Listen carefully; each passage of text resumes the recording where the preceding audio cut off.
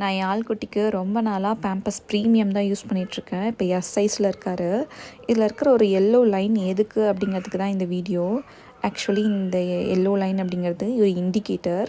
இது வந்து பேம்பஸ்குள்ளே ஒரு கெமிக்கல் ஸ்ட்ரிப் இருக்குது. அது வந்து ஈரத்தன்மை, அதாவது தண்ணி பட்டாலோ இல்லை யூரின் பட்டாலோ அது கலர் சேஞ்ச் ஆகும். அது வந்து ப்ளூயிஷாவோ இல்லை லைட் க்ரீனாவோ அப்படியே சேஞ்ச் ஆகும். இப்போ நம்ம தண்ணி ஊற்றி டெஸ்ட் பண்ணி பார்ப்போம். கொஞ்சம் கொஞ்சமாக தண்ணி ஊற்றுறேன். நான் தண்ணி ஊற்றுனது அப்படியே அப்சர்வ் ஆகி அப்படியே அந்த கலர் வந்து கொஞ்சம் கொஞ்சமாக சேஞ்ச் ஆகும்.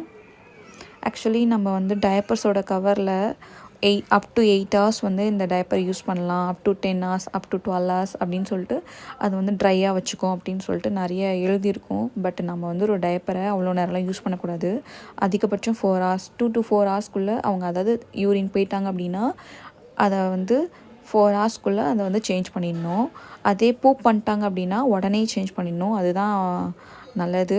அப்போ தான் அவங்கள வந்து ஹெல்த்தியாகவும் ஹைஜீனாகவும் at the same time infection இல்லாமல் நம்ம அவங்கள வந்து பார்த்துக்க முடியும்.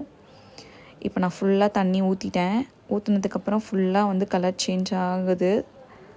இப்படி ஃபுல்லாக ப்ளூ கலரில் ஆகிடுச்சு. இப்படி ஆனதும் நம்ம வந்து ரிமூவ் பண்ணிவிட்டு அடுத்த டயப்பரை சேஞ்ச் பண்ணிடணும். இந்த மாதிரியான இண்டிகேட்டர்ஸ் வந்துட்டு டயப்பர்ஸோட ப்ரீமியம் குவாலிட்டியில் மட்டும்தான் இருக்குது, பட்ஜெட் ஃப்ரெண்ட்லியில் இருக்காது. ஓகே, இதே மாதிரியான இன்ஃபர்மேட்டிவான விஷயங்களை அடுத்தடுத்த வீடியோஸில் நான் ஷேர் பண்ணுறேன். அது வரைக்கும் டாட்டா பாய் பாய். குட்டி பஸ்காவின் அன்பு அம்மா.